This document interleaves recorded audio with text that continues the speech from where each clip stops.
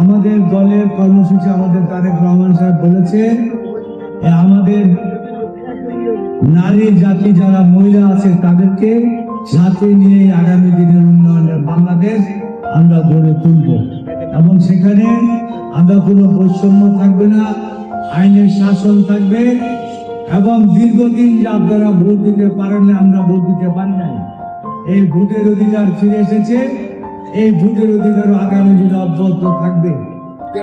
আমরা ধন্যবাদ জানাই শাহজাহানকে যে বস্ত্র বিতরণের আয়োজন সে করেছে সেই জন্য। এবারে নির্বাচন হবে নিরপেক্ষ, স্বচ্ছ এবং নিরাপদ। সংগ্রামী ভাই বোনেরা, আগামীতে আমরা ঢাকা 11 উন্নয়নের পাশাপাশি মাদক, সন্ত্রাস এবং চাঁদা মুক্ত করব। সকলকে ধন্যবাদ জানাই। খুদা হাফেজ। বাংলাদেশ জিন্দাবাদ।